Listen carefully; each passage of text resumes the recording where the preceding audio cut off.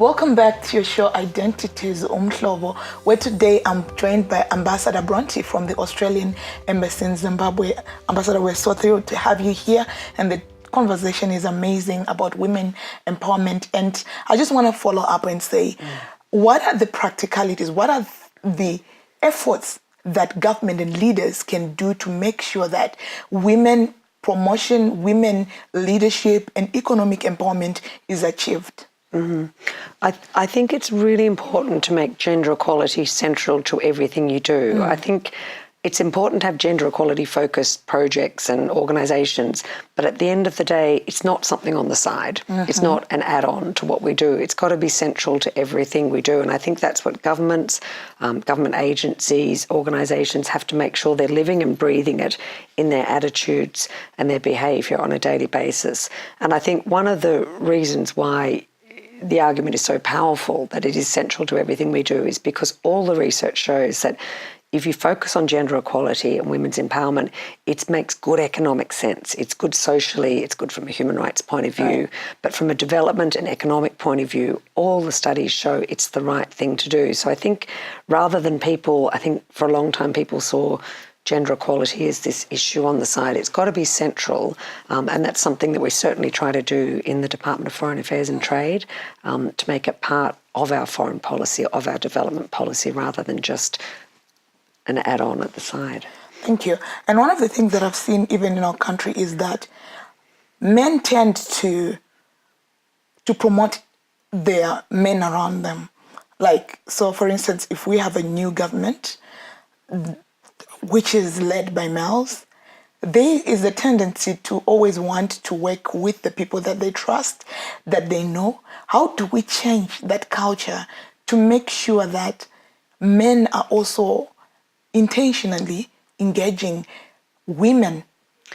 Yeah. Or maybe to make sure that those particular leaders intentionally mentor and support women around them, so that when they need to raise leaders, they have a pool of both women and men that they can trust and to work with. Yeah, I think this is a really tough issue, and I can relate to it too in the Australian context. That issue of this sort of self-perpetuation of teams who are like each other and they don't look beyond. So I think it's something, I think awareness raising programs and the education and the research and the surveys and things to try to raise awareness of these issues is really important to keep doing. I think finding the male champions who are prepared to go out on a limb initially and engage more women. And then I think one of the most powerful things, of course, is the demonstration effect, so that when women are given the opportunity, they show the positive contribution, the positive impact, then that can have such a big impact and get over some of those, as I said, sometimes they're the unconscious bias,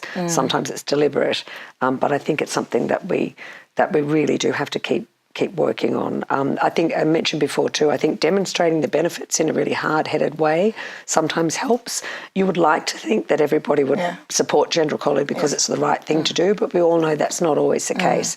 So we have found sometimes some of the research, particularly into businesses and business productivity, the research will show that if you have gender equality and if you have the views and the contribution of women as well as men, and frankly, if you also have active programs that prevent and discourage gender-based violence, if you deal with these issues honestly, you'll have a much more productive workforce, and so your company will do better. So I think some of these quite hard-headed statistics that show it is good value, it's the right thing to do, but it's actually good value. It makes sense from an economic, from a peace and security point of view to bring women in. So I think we have to keep pushing that.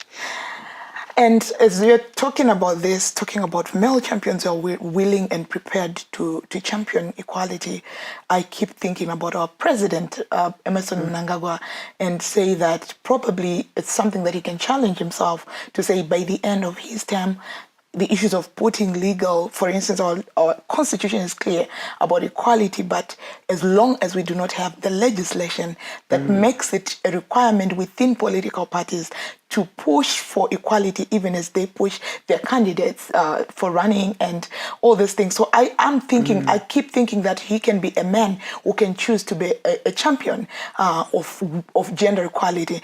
Is there, Ambassador, an active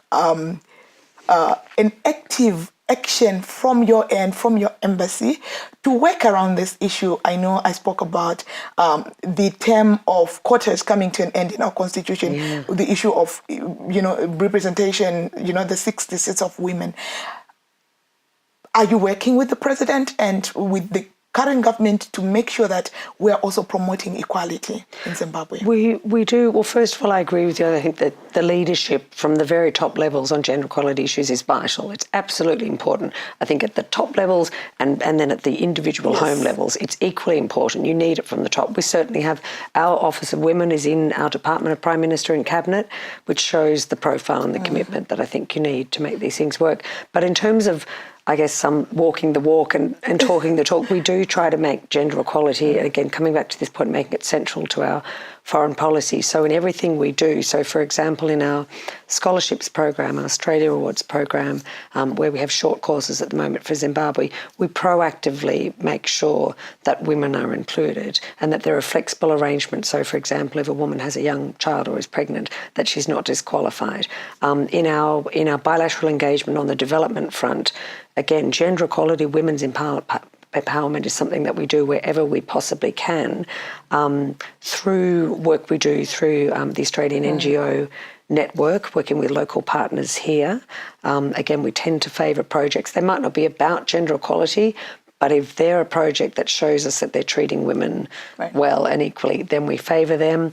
And then in very specific levels, for example, we've got a graduation ceremony coming up soon of the Young Africa Zimbabwe group, where we've been training. We've provided some infrastructure support, but we've also provided training for women in areas that have been traditionally male-dominated, so welding, mechanics, carpentry, things that a lot of women have wanted to do but have never had the chance. So there's a graduation coming up for that training.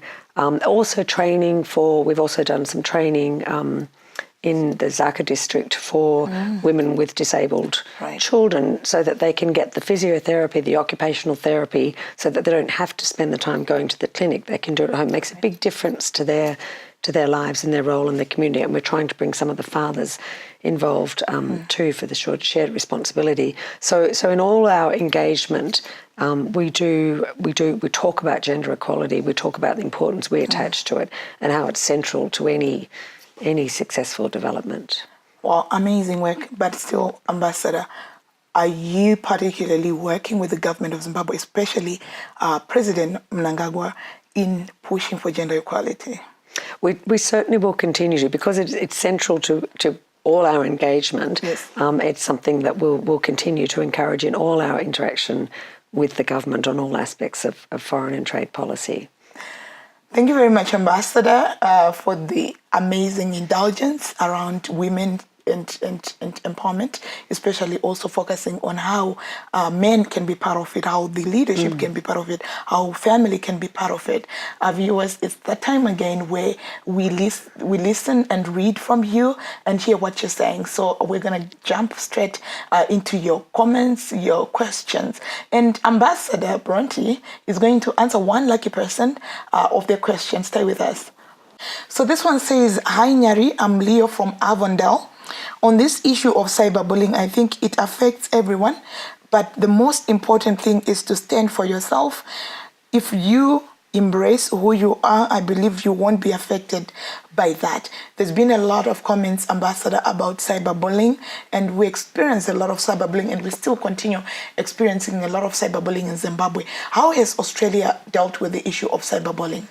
Sadly, it's a huge challenge in Australia too. We've had some very tragic cases of young girls suiciding over cyberbullying. Really, really serious social issue that we're trying to grapple with, like many people are. I really like that comment, your viewer who's commented that it essentially comes down to standing up for yourself and believing in yourself. I think we can work hard to try to have regulations and rules and guidelines about how these things are used, but as we all know, it's incredibly hard to control and to monitor and to police, in effect. So I think one of the things that is really important, particularly again for young girls, but for young boys as well, is to learn that self-respect and that self-confidence, particularly at those vulnerable teenage years. The schools have a role there, again, families and communities, but but really having that conviction that this doesn't matter. Those views do not matter. They can't. They can't get to you. Don't let them get to you. Much easier said than done, but something that I think that's a very powerful comment there to bring it back to having that conviction in yourself. It's a tough one though. Right. Thank you so much, Ambassador, for that. And the last viewer says, the program is really helping me. And I hope that today's program was really helpful to you, where I had Ambassador Bronte from the Australian Embassy, and be the change that you want to be in the community, as we are talking about gender-based violence against girls and women. Until next time, stay good. Bye.